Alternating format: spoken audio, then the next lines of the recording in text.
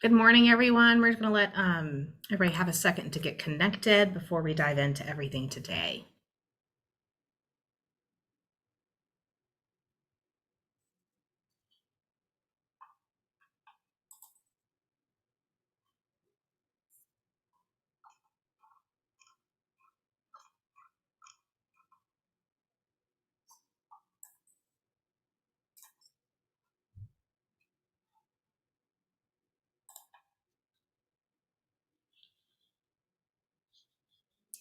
All right. Hello, everyone. My name is Bonnie Tolliver, and I serve on the committee of the SACAC webinars team. I am joined by Christina Lopez, who is doing the behind the scenes work for this webinar. So if you have any technical questions during the presentation, I know that Christina will be monitoring the chat box and should be able to assist you. We want to welcome you to today's webinar session, Pursuit of Happiness. Before I turn it over to Bartley and Lindsey, I want to first thank Revolution Prep for sponsoring today's session. We also want to acknowledge that this week is National School Counseling Week, and I want to take this moment to honor school counselors. Hopefully several of you are on this call who show up every day for our students, families, and communities with support, dedication, and care. A few housekeeping notes before we begin the session. This is a webinar format, so audience mics are muted.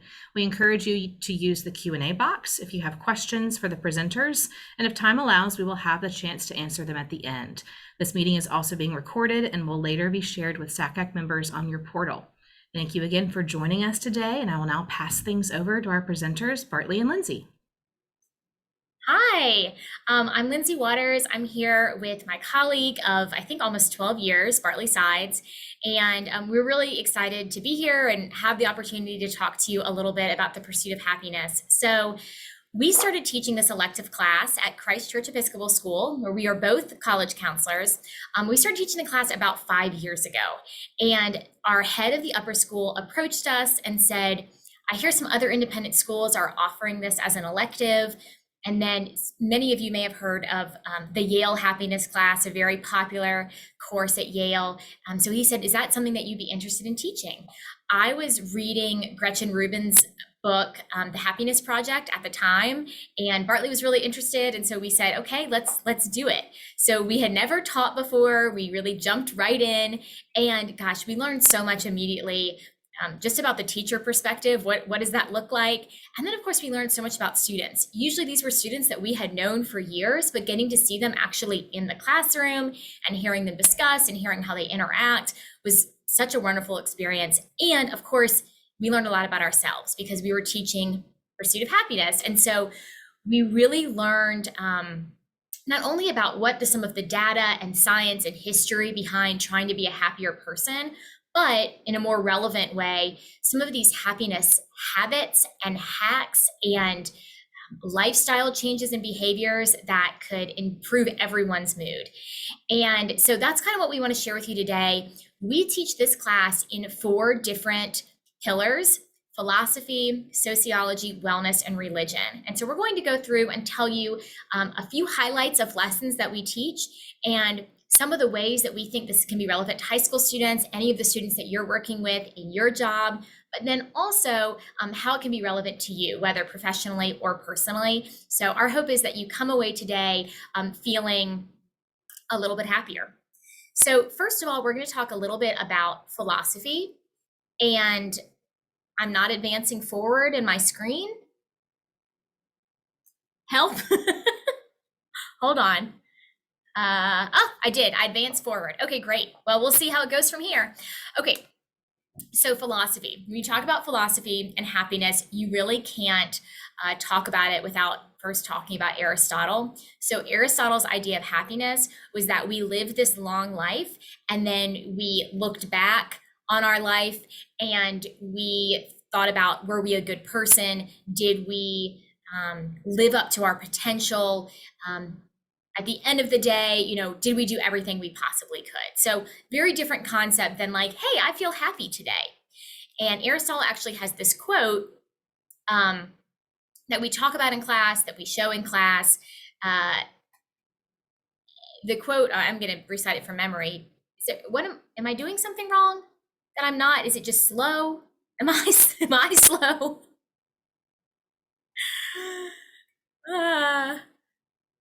I'm just looking at Bartley laughing. Right. Yeah, I'm laughing because I'm not of any help. When you when you how did you advance it last time, I guess is my question. I pressed the forward button multiple times.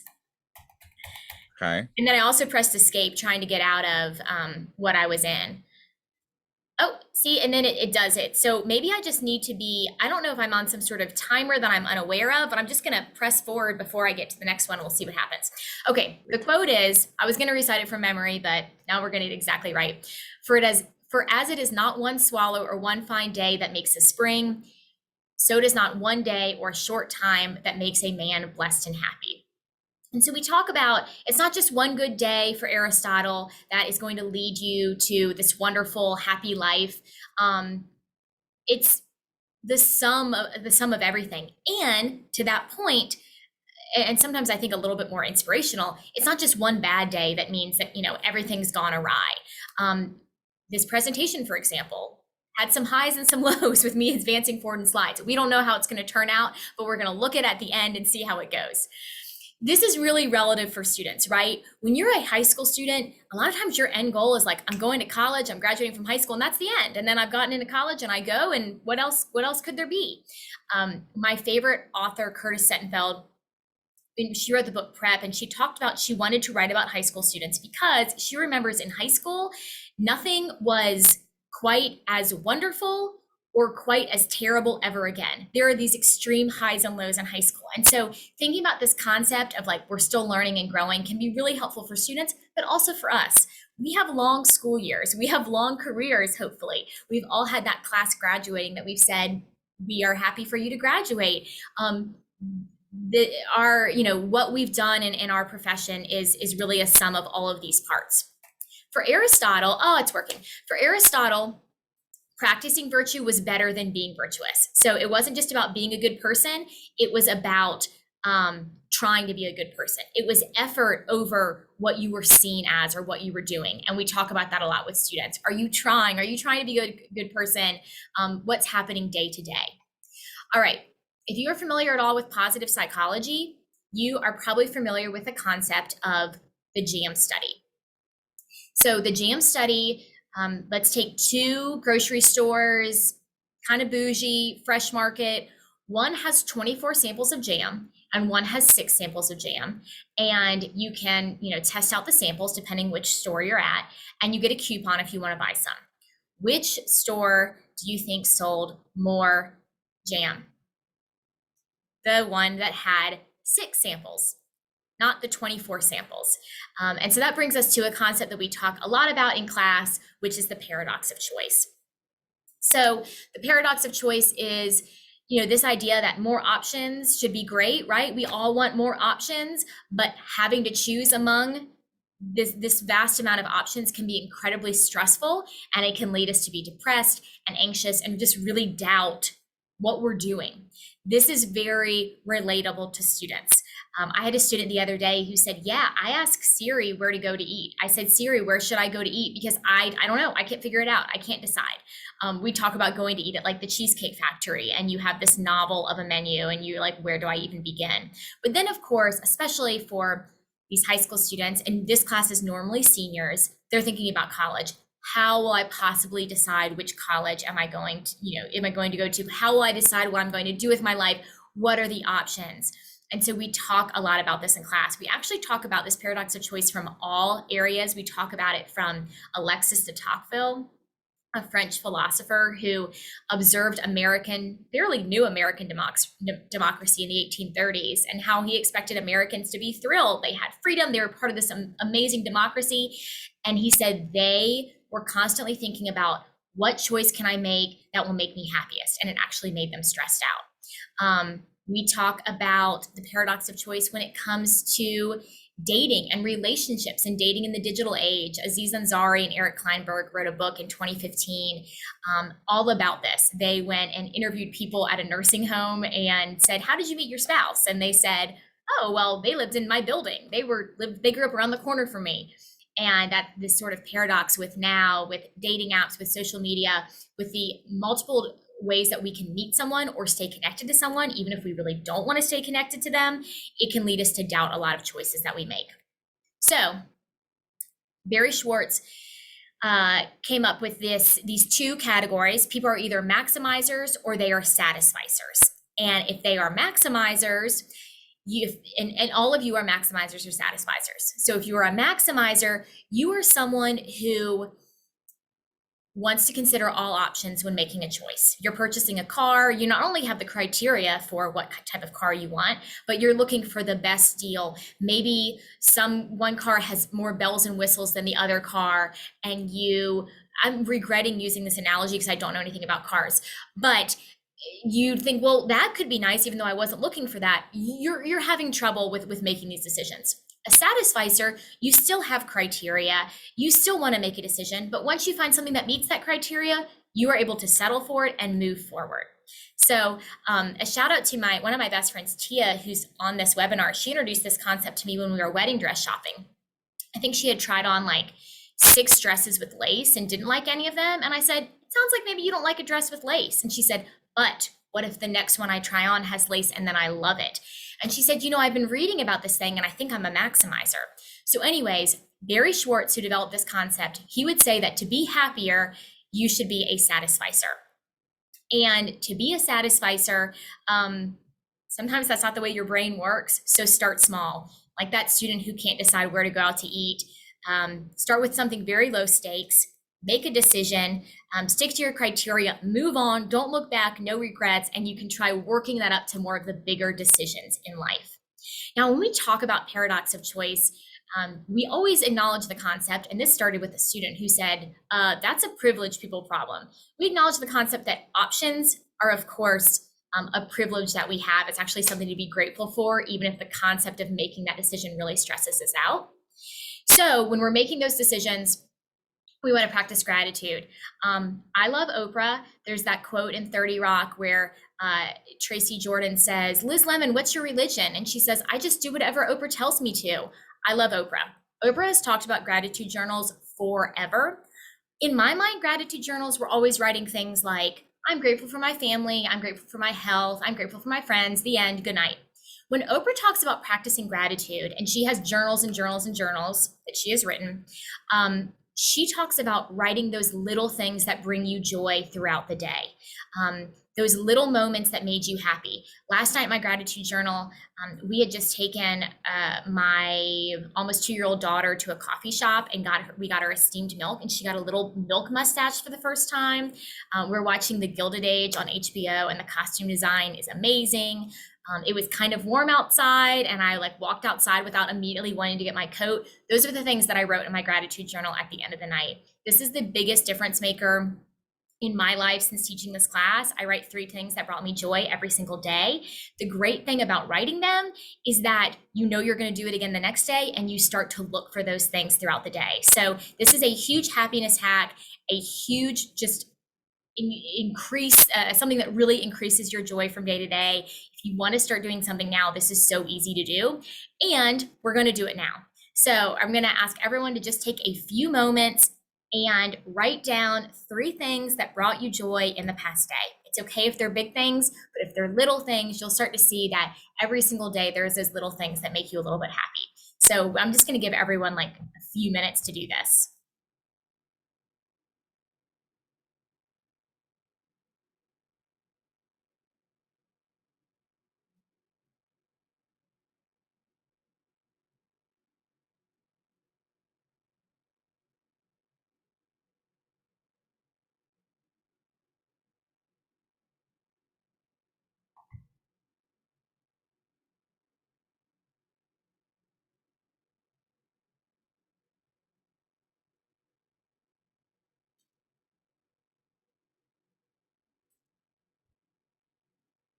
And Bartley, once you've practiced your gratitude, I'll let you take over.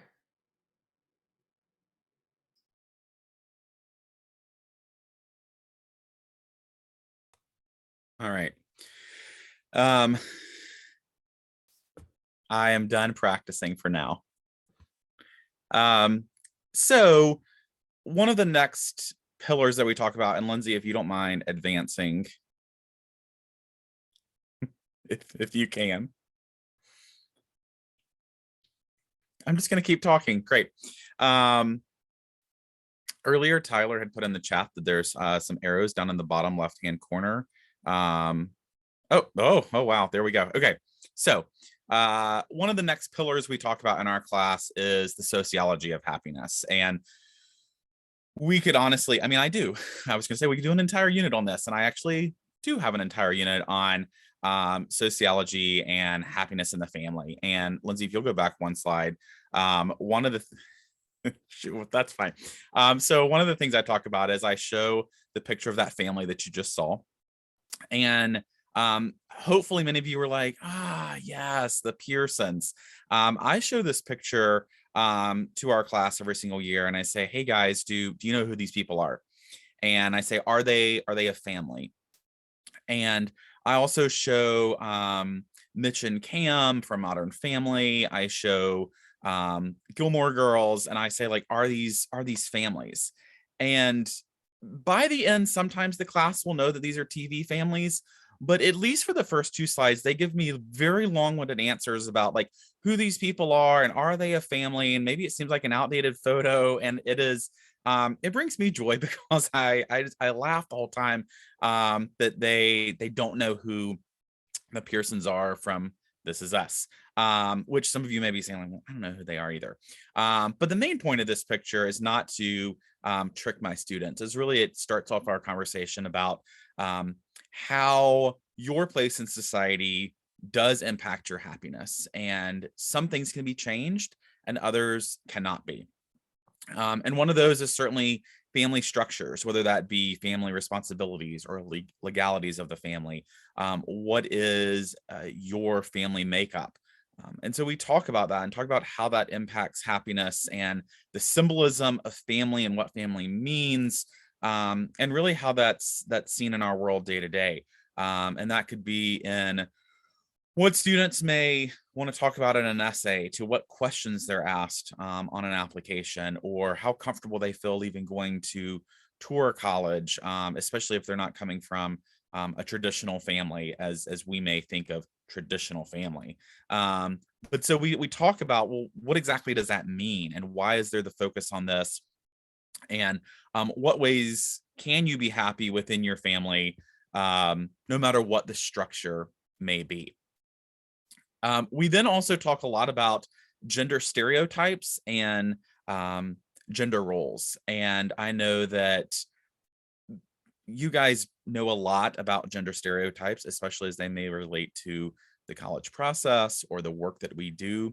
And Lindsey, if you're able, you can go to the next slide. We found this comic, I guess last year or so. I just added it in last spring. But I love this comic so much because men who help out around the house, and I think we could expand this into the workplace, men who help out by doing certain tasks that maybe they don't always do, are happier. They feel like they have done something. They feel like they have contributed to the work of especially the household. And I feel this way too. Anytime I vacuum or do something that is out of the ordinary, maybe I do a load of clothes, I'm like, yes. And I just imagine folks cheering me on. I'm like, I helped out and I'm happier because of that. My wife does those things because she sees, well, these have to get done. And so I'm going to do those. So if you are a woman watching this today, you may be like, yes, absolutely. If you're a man, you're like, yeah, I do feel happier when I help out. It's actually led me to, and by the way, I feel like my wife and I divide things pretty evenly, at least I think so. And so it's not like I vacuumed once and I've helped out, but I think that you understand my point of men feel like, oh, I'm doing this and this is, aiding those around me. And so therefore I am happier. We also talk a lot about second shift and this idea of declining female happiness from 1970 to 2005. The happiness of women actually decreased in that 35-year period. And you may think, well, why? Women, you may not think why at all. You may know exactly why. It's because within those 35 years, more and more women started working outside of the house. And so they were at that time then required basically to have two jobs, that of a gender stereotypical role of maintaining the household, but then also working and contributing to the finances of the household as well. And it's this idea of the second shift that even when a woman leaves her job during the day, she's not done. She's not going home and kicking her feet up. In addition to that, between those 35 years, women's salary in relation to men did increase, but only from 60% of what a man makes to 76% of what a man makes. And while that's a great gain, for society like ours, that's really not acceptable. And so it's this idea that our gender does impact our happiness. And so what do we do with that in mind?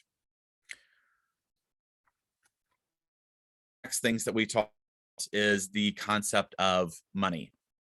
And this is always something that I love talking with high school students about. Again, we teach primarily seniors. And oftentimes we'll ask them, what amount of money do you think you need to be happy? I had a student last year who answered and said that once he graduated from college, there is no way that he would accept a first job that paid less than six figures. So in a little bit, I'm going to have you, we're going to laugh and talk about the idea of laughter. You can remember that story when we get there. So we certainly talked about of money and how much happiness money will buy.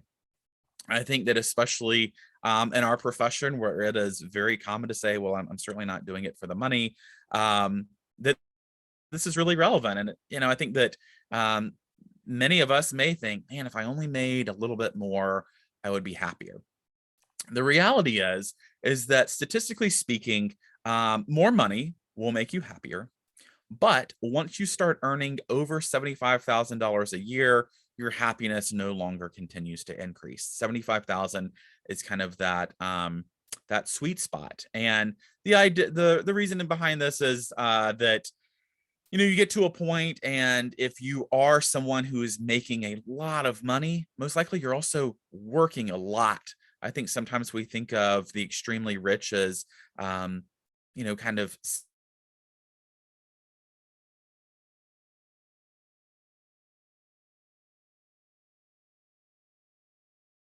wealthy people. Speaking of one, Warren Buffett has said repeatedly, even though he $75 billion, that he would be perfectly happy making $100,000 a year.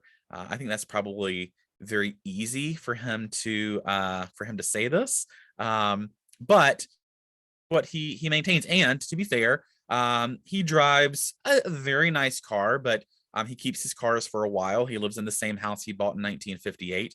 And so he does live, at least between those two factors, not an overly extravagant lifestyle in terms of his house and his car. I think that this is an important thing to think about, both in our jobs as, many of us are in this profession to help others and not for the money. It's also an important concept when you're talking with students. I met with a junior recently who said, I really want to be an artist, but my parents told me that I won't make any money doing that.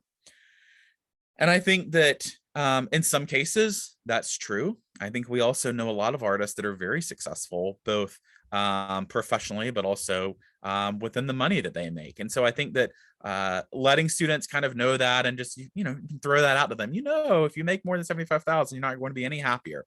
The one thing that can make you happier and ways that money can buy happiness is through buying time. And so this would be anything from having a housekeeper to using Grubhub and having someone deliver food to you, or having a grocery delivery service. Anything that can save you time, buying time does actually make us happier. And we'll talk a little bit more about that as we talk wellness as well as religion. Lindsey, you can move on to the next slide.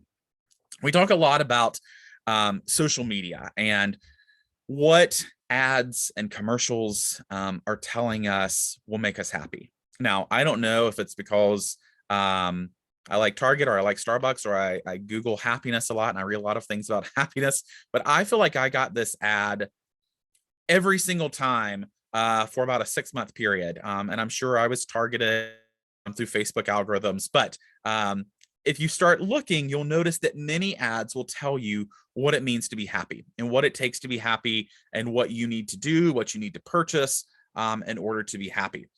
I think that students also fall into this. And as they're looking for colleges, they're like, well, this person told me that if I go to a college that has big Saturday football, I'll be happy. Or I was told that if this school has a rock climbing wall, I think I'd be really happy. Or this school goes to this really cool study away place. And so we're told, like, do these things and they will make you happy. When in reality, that is not true. I also show our students a lot of different commercials that talk about what is happy.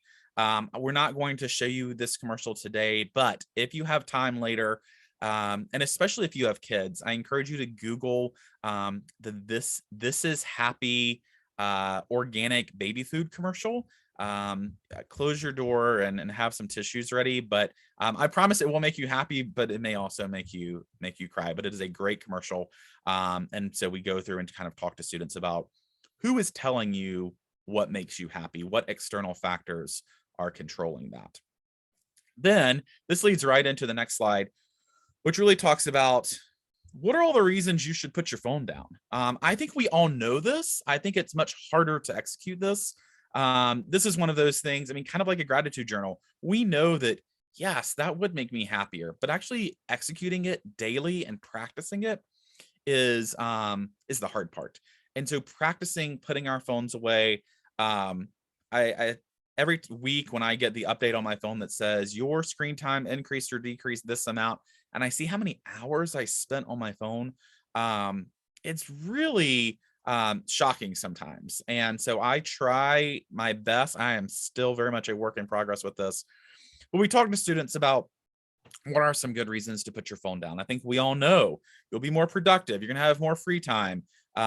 You are not going to be comparing yourself to others. There is a direct link to time spent on social media with increased anxiety. I think that, sure, yes, all these things are very common sense, but I think, again, it's the practicing. We also talk about some of the side effects from cell phone use, which I find fascinating. We talk about phantom vibrations, when you think you feel your phone vibrate in your pocket or in your bag when you actually don't. We talk about the Tetris effect, which especially whenever I used to play Candy Crush, you're going to get an insight into what I do. I would go to sleep and I could still see the things falling, and you can still see the screen of the game you were playing, or you can still see kind of Instagram scrolling in your mind. We talk about late night checking, getting up in the middle of the night to go to the bathroom and pulling out your phone and looking at it at 2 a.m. I'm guilty of sometimes even doing this and checking my email in the middle of the night, just because I'm like, well, here I go. I've got, a minute or two. Just let me look. I also think that this is very common. Stillness anxiety. It's when you're waiting in line and you can't stand in line at a store or something like that without pulling your phone out and looking. And so we talk about all the benefits of putting down your phone, putting down social media, because of the increased benefits. And this last slide I show students, I think I probably get some eye rolls, but I really like to point out to them that doing your homework actually makes you happier than being on social media, texting, computer games, being on the internet, any kind of screen time. Doing your homework actually makes you happier. Again, it goes back to the sense of accomplishment, the sense of getting something done. And so, of course, I always get some pushback from students on that, but I find this extremely interesting. Okay, so if your happiness hack right now, we are going to do something that I think is always a little bit uncomfortable the first time you do it. It's going to especially be a little bit uncomfortable for Lindsey and I, who are the only ones that have our screens on. And right now I'm the only one unmuted, but we are going to practice laugh yoga. Now, the first time I ever did this, we only had 2 students in our class that day. That's very abnormal. But that day we only had 2 students. They were 2 senior boys. And it probably wasn't the best test group to do this. But the idea behind laugh yoga is that you can actually trick your body into feeling happier. Whether you're genuinely laughing, you're saying ha ha ha ha ha ha ha. You can trick your body into this. Okay, so there are 2 ways to do this. There is one that is kind of a guided clapping and just really saying ha ho ho ha ha ha ho ho ha ha ha. We're not going to do that one. Lindsay started laughing, so this is good.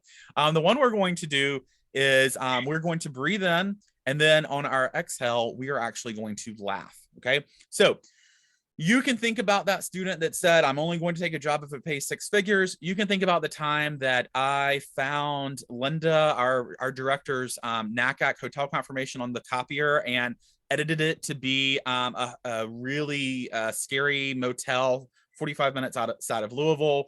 You can think about whatever it is you want to think about. A recent parent interaction, something that your boss has asked you to do. But we're going to inhale, and on the exhale, when you're on the phone and students come into your office and look at you and they say, are you on the phone? Right. Or they walk in and say, are you busy? Nope, not busy at all. So I encourage you to actually laugh. If you share an office, or if you are within earshot of anybody hearing you, they'll wonder why they didn't join this webinar as well. And so I will count, we will inhale, and then on the exhale, we will laugh, and I will try to guide you in laughing. All right, here we go. 1, 2, 3. Hold it. Laugh. All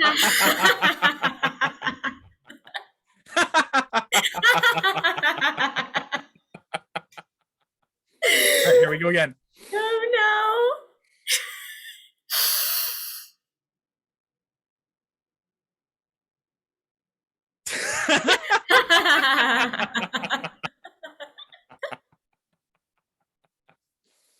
All right, I just watched the attendee number drop by half.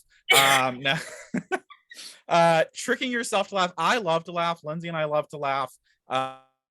Who I know there's several folks on this today who have worked with us before. We always love to tell stories and laugh, and I think that is one of the best things. And so whether you need to tell stories with someone, watch videos, think about the hilarious things that happen throughout your day. I love this exercise. Thank you for your comments in the chat. I think you guys handled this better than our class. So thinking about wellness and how you trick your body just through laughter, I'm going to turn this over to Lindsay with wellness. All right. So researchers have discovered a treatment. It improves your memory, increases your ability to concentrate, it strengthens your immune system, and it decreases your chance of dying in an accident. It's completely free. There's no side effects, and most people consider the treatment to be highly enjoyable. Would you try it? When you ask high school students this, high school students who are very cynical, they say things like, I don't know. That's how they get you. Or they say, free. Is it really free? Or, something's going to have some side effects. You may have guessed, though, this treatment is sleep. Sometimes something that we overlook is that high school students are chronically sleep deprived, as are, honestly, probably educators. So something that we talk about with students is, they know, like, I'm tired and I want to sleep more, and I want to take a nap, and I want to catch up on sleep this weekend. What they don't know is that it's not just being tired, that sleep deprivation affects your overall mood in a huge way, and actually can start to change your brain chemistry in a really negative way. And so that can be something that's really meaningful to them. We talk about sleep hygiene. That's a concept that a lot of high schools aren't that familiar with. And so here's a list of things. You can go down the list. We talk to students about picking 3 or 4 things they think they can do and see if that improves their sleep. I know for me, I've recently started making my bed. For all of you out there that make your bed every day, congratulations, you are wonderful. I have never done that. If somebody's coming over, I'm going to make the bed, but other than that, no. But We have started making our bed every morning. And not only does it make me so much happier, it makes me like sleep better because I'm like, and there's the bed. And you know, if you have a husband who like the covers are like, there's no like, I mean, you have to remake every day.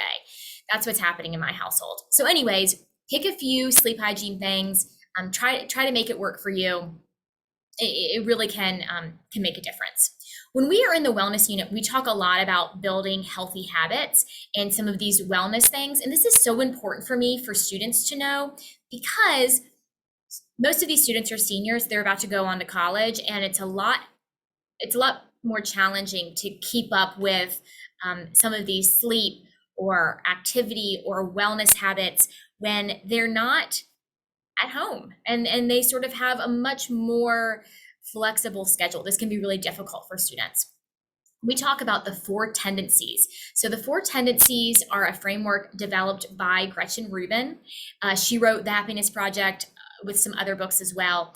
But basically, these are about how you form habits. So if you are an upholder, you respond to inner and outer expectations. You could say, I'm going to exercise 3 times a week, and you will exercise 3 times a week because you've set that goal. You could go to the doctor and they say, hey, Lindsey, you need to exercise 3 times a week. And you say, well, the doctor is asking me to do this, so I will do it. If you're a questioner, you can maybe stick to some new behaviors, but you need to know the reasoning. You're going to say, well, what type of exercise? Should I be getting a certain number of steps a day? Should I track it on my Apple Watch? What's the research behind this? How is this actually going to improve my health or improve my mood? If you're a rebel, you don't like any of these expectations. You do not want to do this at all. So basically with a rebel, you need to know that if you wake up that day and feel like exercising, you're going to do it. But if somebody asks you to exercise, you're going to say, absolutely not. I will not do that because you told me I should.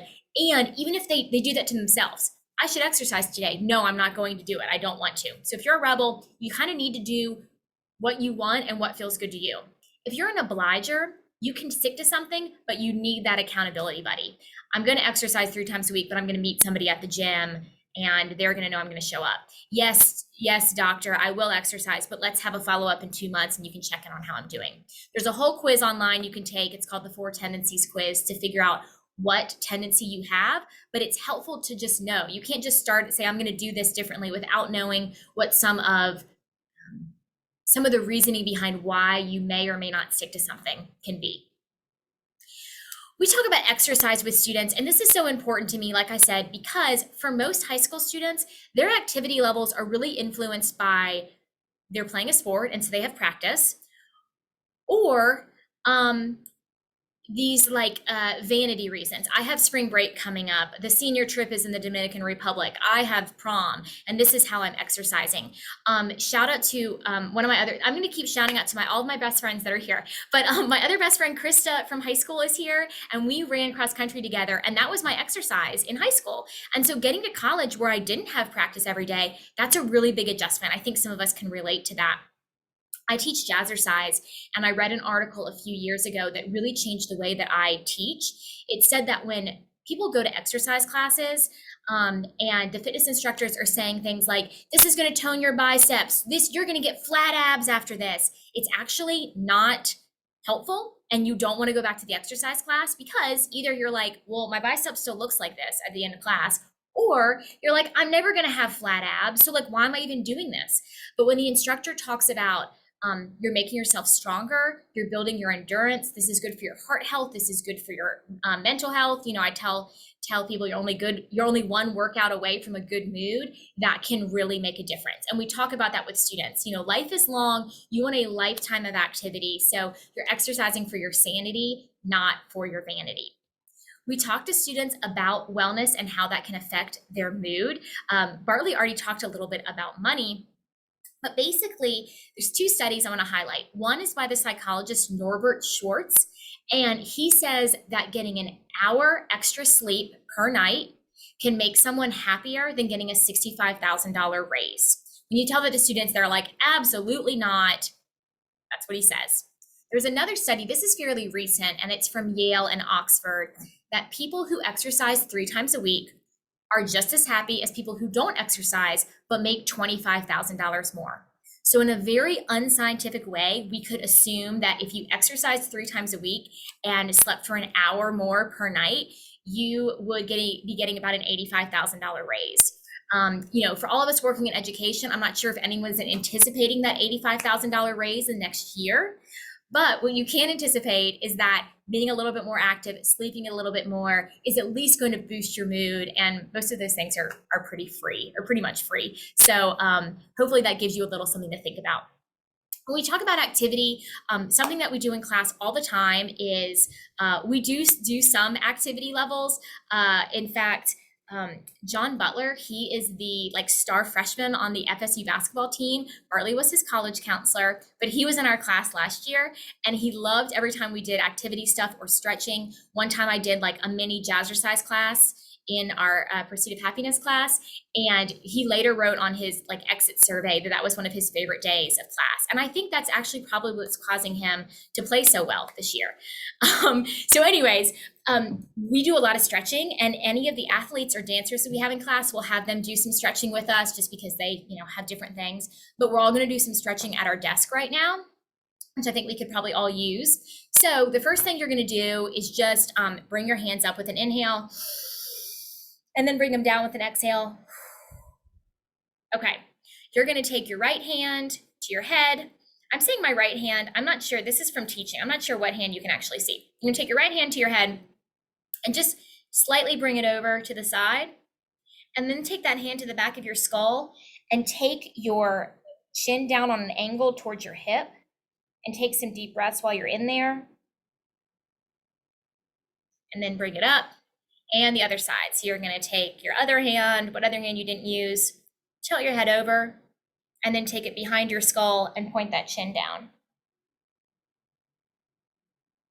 Okay, the next thing you're going to do, I'm not going to point my screen totally down and show you, but you're going to do a figure 4 stretch. So you're going to take your ankle to meet the opposite knee and make that figure 4, and then take a deep breath in, and then just slowly lean in towards your desk, and feel that stretch in your hips and hamstrings, which get so tight as you sit down all day long. And take it up and take a deep breath in, put your ankle on your opposite knee, get that figure 4, and then stretch down a little bit more. We're going to do one more stretch, which is my favorite. Take an inhale up and bring your hands down to your chest, to your heart center, as you would say if you were in yoga. And you're going to take another deep inhale, and you're going to twist over, hooking your opposite elbow to the outside of your thigh, if you want to reach that far, and you can stay like that, and then bring your hands up and down, and then you can bring them up again, and then stretch over like that. And try to keep the hands in the center of your chest and really get that good stretch through your upper shoulders and back. So hopefully y'all feel a little bit stretched out, a little bit looser now. If you are interacting with students in any way, like any sort of group setting, get them up and stretch. They love it, and it's makes them feel more refreshed, and it makes us feel more refreshed. All right, Bartley's up next. All right. So one of the final pillars, or the final pillar that we talk about, is the religion of happiness. And we have a lot of freedom to really talk about this and dive in. We're an independent school, and our students are very used to talking about religion and its impacts on our life. But I take a little bit of a twist on this and talk a lot about different types of religion as they kind of really focus on happiness. And the reality of it is that much like other aspects of religion, there are a lot of similarities. So we start off by talking about the importance of religion. And there are a number of studies that show that people who are religious are happier. I then also follow this up with students and say, however, there are also studies that show that religious people have higher rates of depression. And so, of course, that is always a discussion of students saying, well, how can that be?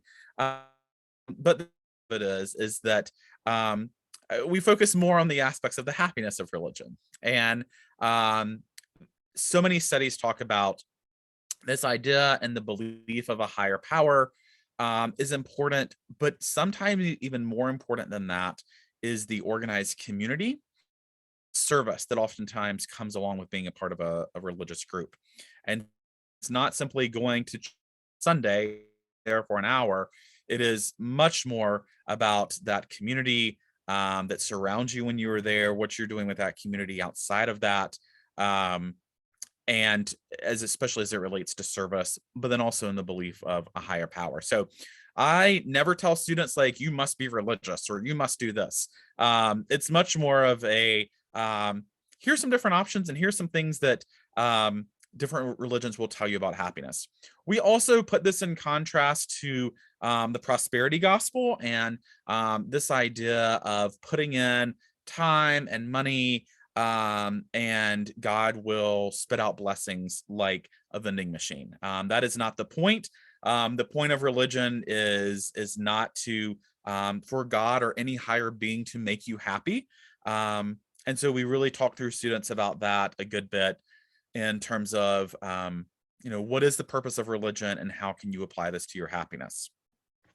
We then kind of break down and we talk about various religions. And one of the first ones I want you to know about today is Islam. Now, I always tell students I am certainly no religious expert. I've done a lot of research on how religions focus on happiness, but in terms of being an expert on this, I am not. But I do talk a lot about Islam and the idea, some of the ideas espoused there. One of which is my favorite.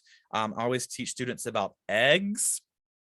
And eggs is this idea that there are kind of 6 main areas in which someone should focus within Islam in order to bring happiness. And eggs, it's more like eggs, stands for eating, environment, exercise, good family, good company, and strength and interest. We've already talked about a lot of this today, and so I don't think I need to focus on those too much, and I want to make sure I leave time for questions. But I think that we all know if you eat well, if you exercise, if you take care of the environment, but also are spending time in the environment, then those things will certainly help you. Being surrounded by a good family, being surrounded by good company, good friends, putting yourself around people who choose to live their life in a similar way to you. And by that, I don't mean necessarily politically or religiously. I more mean in kind of what are your big lifetime goals. And we also talk about strength and interest a good bit. Recently, I think it was Megan Starling from Rhodes said something about, she were to give a piece of advice to young folks who are working within admissions, she would tell them that rather than trying to take on everything and do everything well, right? There's a lot thrown at admission counselors. Plan this event, plan this travel, meet with this student, come up with your territory numbers and your targets and do some math with that. Read these applications. There's a lot.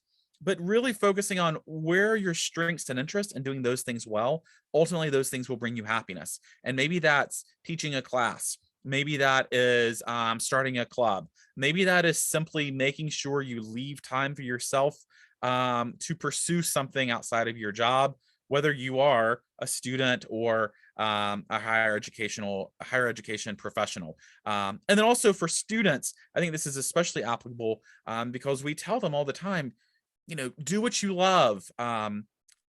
Colleges want to see that you really pursue things that interest you and that kind of ignite a spark. And now you can add on to that. And by the way, it'll make you happier. The next religion we talk about is Buddhism, and we really focus on Buddha's life and this idea that he was born into this life of luxury. He thought that was too much, and so he decided to leave the palace walls and follow this life of great deprivation, and he decided that also wasn't for him.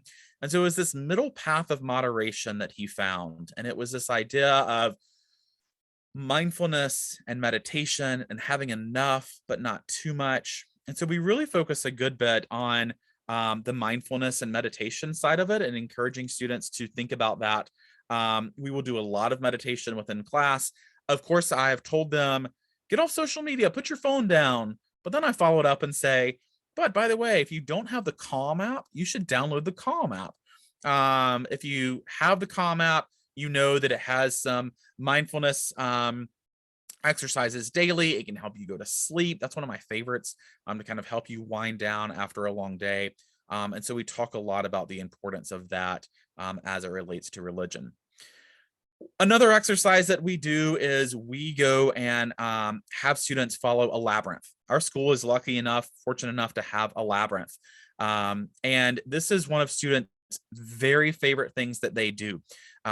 If you go to labyrinthlocator.com, you can find labyrinths that may be located near you. I with it again this morning just to kind of see. I looked at both Greenville and Charlotte. A lot of churches have labyrinths on their grounds, but we encourage students to go. This is one of my favorite ways to practice mindfulness, because you really have to focus. You can't pay attention to what anybody else is doing. And one of my favorite things we've implemented with college counseling is, at least pre-COVID, we would have every single senior, after an application workshop, we would go out to the labyrinth and we would have them walk the labyrinth. And we would talk about the importance of, yes, you know that there are people around you doing the exact same thing you're doing, but you must focus on your own path or you're going to get lost.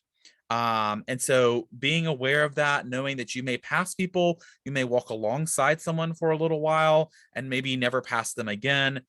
You're all going to the same destination, but if you don't pay attention to your own path, you're not going to make it as effectively or efficiently, or maybe not at all. So I would encourage you, if you have a labyrinth at your disposal or nearby, I love doing this to encourage students, both from a mindfulness, but also from a college standpoint. All right, the last thing that is kind of something that we want you to do after our session today is we want you to write a thank you note. We want to allow about 8 questions. And so you have to promise that you will do this, especially if you can do a handwritten thank you notes. We've already talked about gratitude. There are a lot of studies that show that writing a thank you note to someone randomly will also increase your happiness. It may also impact their happiness as well, but it especially impacts your happiness. So I encourage you, pull out stationery, write an email, send a text, thank someone for something that maybe they do every single day and you've never thanked them for. Maybe they did something and they in the hallway that especially was meaningful to you. You can even say, hey, look, I was in a webinar today. They told me I needed to do this, but I encourage you to do that by the end of today. So email, text, or handwritten thank you note. These are a great way to boost your mood and to lead to greater overall. Of course, if we're tying this into college, always write thank you notes as well to teachers who write recommendation, to someone who gave them a tour, or to their parents who are supporting them in the process. So thank you notes is kind of your last assignment for today. But we want to make sure we have time for questions. We have about 7 minutes. Lindsey has our email to follow up with us later. You certainly can. And I'm going to look in the Q&A. All right, let's see here. Lindsey answered the first question about the book that she mentioned. And she mentioned a lot. Yes, yeah, I did mention a lot of books. I mentioned 2 books by Gretchen Rubin, The Happiness Project and Better Than Before. I also mentioned Prep, which is fiction. It's a fictional story about a girl that goes to a boarding school. It's a great book. I love all of Curtis Sittenfeld's books. I love the way she writes, but that book especially really gets into the psyche of like teenagers. And one thing it reminded me of is how much for teenagers is like social. Like we think about like their grades and like classes and like you're going to college and like how much they're at war with just whatever is happening socially with them. But it's fiction, but highly enjoyable. So I recommend that. And my earrings are big on Gab again. Eric, thank you for asking.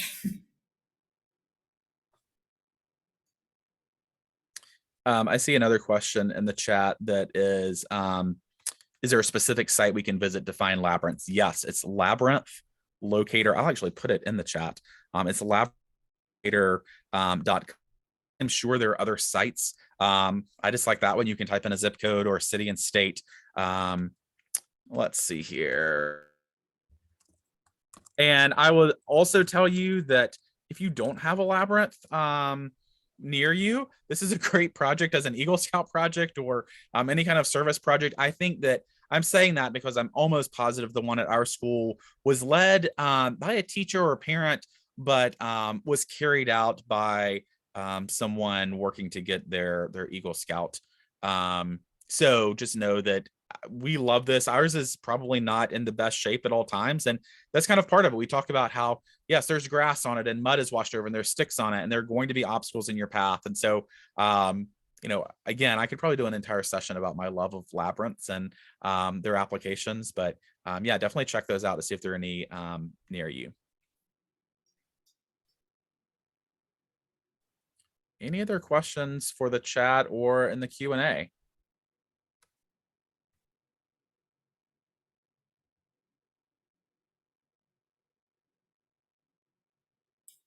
I would love to encourage any of you to just pick like one of the 4 activities we did and try to do it like more regularly and just see if like just pick one and see if that helps boost your mood, and then of course like share with others. All right, we're going to turn it back over to Bonnie. Thank you everyone for coming to our webinar today. Again, we want to thank Revolution Prep for being our sponsor for this session. A special thank you to Bartley and Lindsey for leading us in this very timely session. I know I'll be using some of the tips. I'm going to start my gratitude journal. I am going to be stretching at my desk and just randomly bursting into laughter because that's fun. Thank you so much again for your time. Please be on the lookout for SACAC announcements about a full list of our upcoming spring webinars coming soon. Thank you so much and have a great afternoon.